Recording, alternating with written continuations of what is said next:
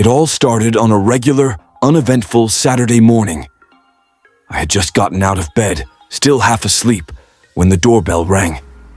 Annoyed, I shuffled to the door, expecting it to be a delivery or maybe my nosy neighbor wanting to borrow sugar again. But as I swung the door open, I froze. Standing there was my brother's best friend, Ryan, completely naked, clutching what appeared to be a single towel over himself. My brain short-circuited.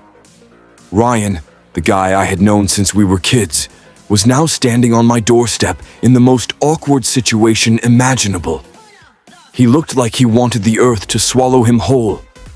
His face was flushed red, and his words tumbled out like he was trying to explain before I slammed the door. This isn't what it looks like, he stammered, clearly mortified. As ridiculous as the scene was, I could barely hold back a laugh.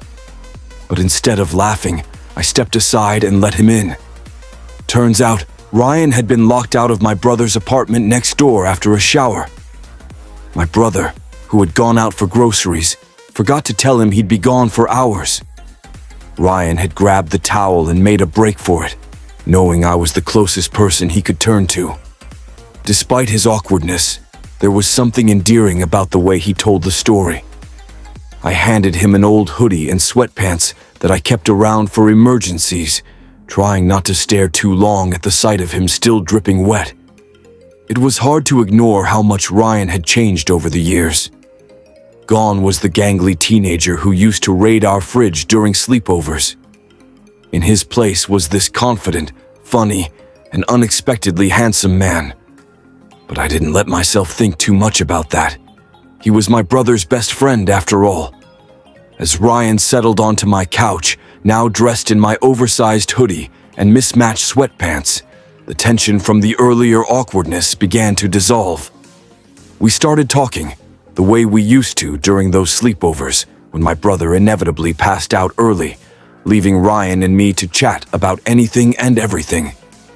He told me about his new job in graphic design, how he'd been working on a big project that left him little time for a social life. I joked about how his lack of foresight regarding towels seemed to align perfectly with his creative chaos. He laughed, that deep, genuine laugh that made you feel like you were sharing in something special. Then, out of nowhere, he brought up something I hadn't expected. "You know," he began, leaning forward, "I always liked hanging out with you more than your brother." I blinked, caught off guard. "No offense to him, of course," he added quickly. "But you've always been easier to talk to, smarter, funny, in a really dry way that I never appreciated enough back then." His words made my cheeks flush, and I looked down, suddenly self-conscious. I waved it off with a nervous laugh, saying something about how we were kids back then, and of course, he'd prefer my brother. Guys stick together, right? But deep down, his comments stirred something in me I wasn't ready to admit. The conversation drifted into memories, our shared childhood, the silly pranks he and my brother pulled, the countless times they dragged me into their schemes. As the hours passed, it felt like we were peeling back layers of who we'd become, rediscovering something familiar, yet different. By the time my brother finally returned, oblivious to the ordeal Ryan had gone through, we were laughing so hard tears streamed down our faces. My brother looked between us suspiciously, muttering something about not wanting to know what we were talking about, but I could tell Ryan and I were on the brink of something neither of us quite understood yet. After that day, something shifted between Ryan and me. At first, it was subtle.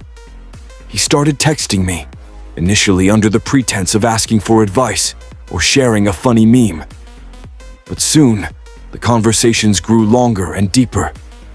We talked about everything: his dreams of starting his own design studio, my frustrations with work, even childhood fears we'd never confessed to anyone.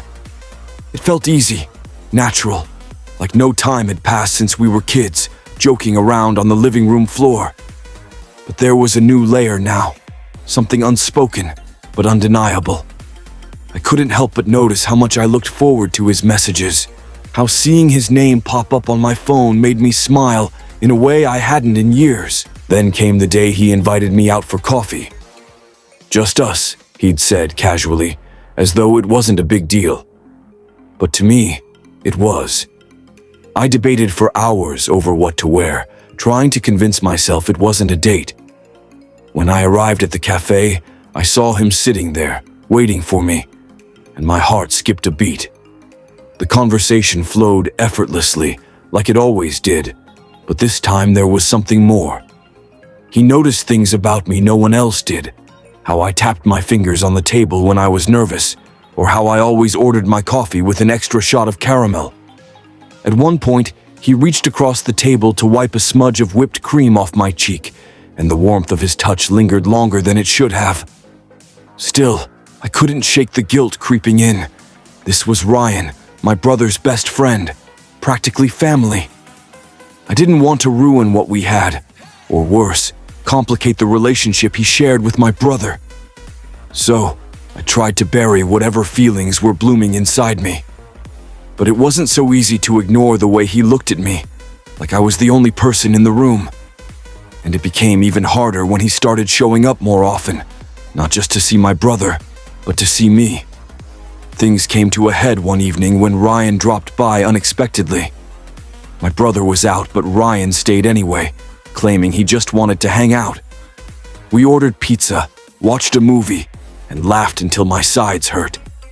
But as the night wore on, the air grew heavier, charged with something I couldn't quite put into words. When the movie ended, Ryan turned to me, his expression softer, more vulnerable than I'd ever seen. "Can I ask you something?" he said, his voice barely above a whisper. I nodded, my heart pounding. "Do you ever think about us?" I felt my breath hitch. He was looking at me like he was searching for an answer he was terrified to hear. I wanted to lie, to brush it off like it was nothing, but the look in his eyes pulled the truth out of me. "Sometimes," I admitted, my voice shaky. "But I don't think it's a good idea. You're my brother's best friend, Ryan. That's a line we shouldn't cross." His shoulders sank slightly, but he didn't back down. "I know," he said, his gaze unwavering. "But I can't stop thinking about you. I've tried, and it's driving me crazy.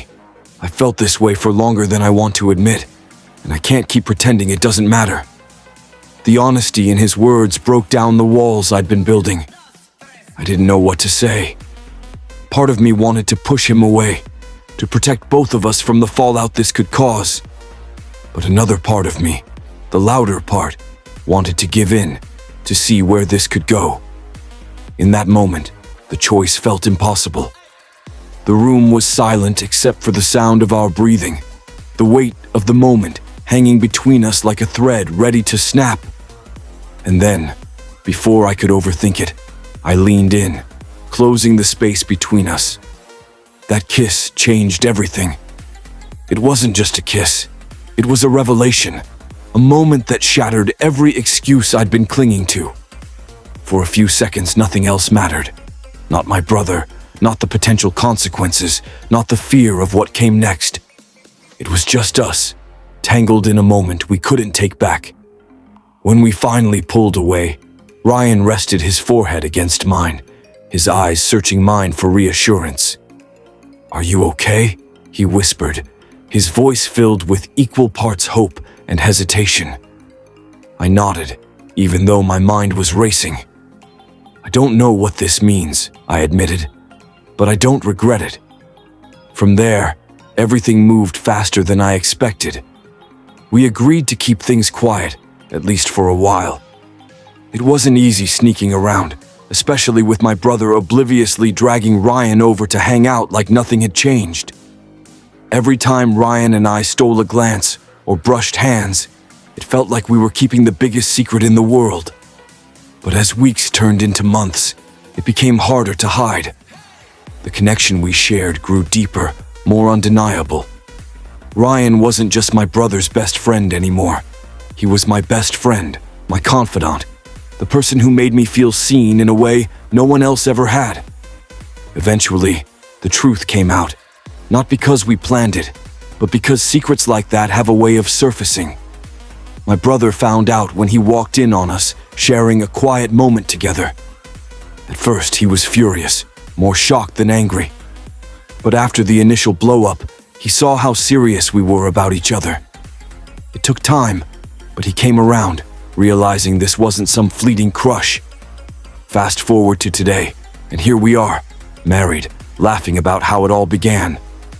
I still tease Ryan about showing up naked at my door, and he swears he planned it all along. Life has a funny way of surprising you, doesn't it? Sometimes love shows up when you least expect it, even if it's in the most unexpected and ridiculous way possible. And that's how my brother's best friend became my husband.